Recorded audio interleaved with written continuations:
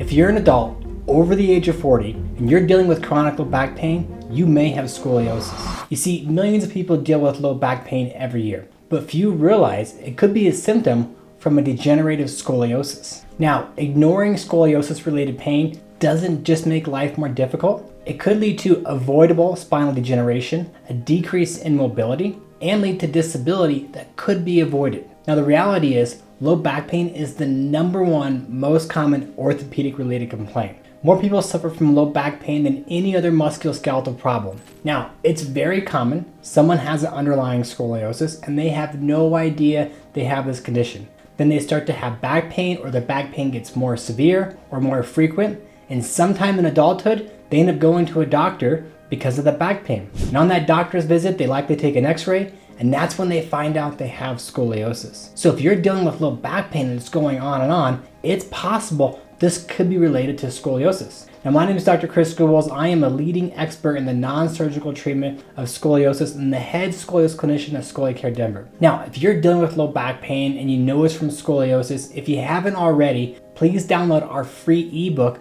on dealing with scoliosis as an adult. And if you're not sure what the best solution is for you, click on the link below to set up a free discovery call where we can review your individual case, let you know the risk of it progressing, and what treatment options may be available to you.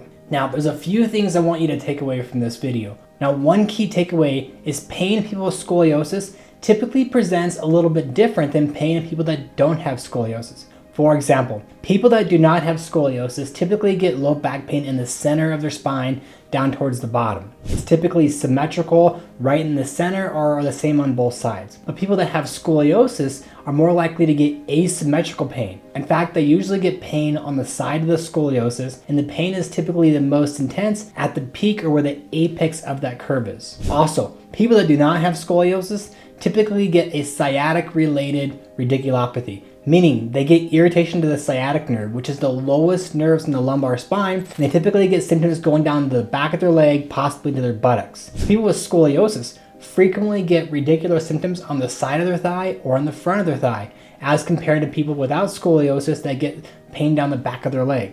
Now, people with scoliosis can still get pain on the back of their leg, but it's just that we see it more frequently in their lateral thigh or possibly the anterior thigh, which is the area that femoral nerve covers. And the other thing, people that have pain related to scoliosis often feel like their body is leaning to one side. They typically feel like their spine is being compressed, and they typically feel the pain is also causing sensations of unbalance or a lack of balance. Now, the second key takeaway I want you to walk away with is, what do we look for? What are some of the visual signs of scoliosis? Well, there are several potential visual signs of scoliosis. Now, visually, people with degenerative scoliosis tend to lean to one side when viewed from the front or the back. And when viewed from the side, they tend to have a forward lean or a hunch, which is known as an anterior sagittal balance. Some other common signs or visual signs of scoliosis include seeing a visual curve in the spine itself. You may notice one shoulder higher than the other, indicating a curve in the upper back or mid back.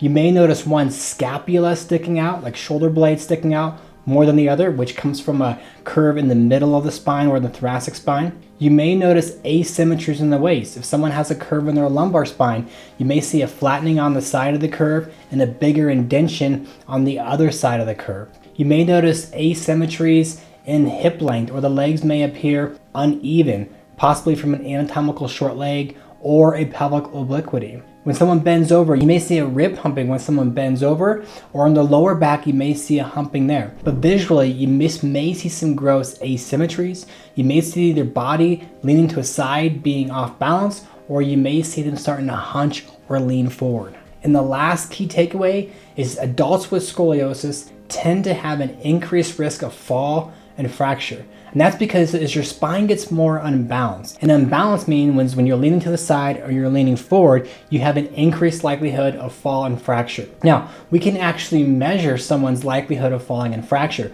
There's a test called Get Up and Go. And a Get Up and Go means how long does it take you to go from sitting to standing to walking 10 meters and sitting back down. The longer it takes you to go from sitting to standing to walking, the higher or the more likely you are to fall and get a fracture. Now, when you lean or hunch forward or your posture is leaning to the side, that increases how long it takes you to go from sitting to standing. So we know being out of balance or out of alignment increasing the likelihood of falling and getting a fracture. And you'll also know people that have scoliosis tend to have a loss of balance or a loss of certainty in their balance where they feel more unstable. Now, if you're an adult with degenerative scoliosis, it's likely you've been to many places and no one's really known what to do for you. Maybe you've gotten chiropractic adjustments, maybe you've been given injections, probably getting some pain medication, maybe you've been told you're not a candidate for surgery even if you wanted to get surgery. A lot of people, or most providers, don't really know how to effectively treat adults with scoliosis, especially adults with degenerative scoliosis. So if that's you, click on the link below and set up a free discovery call,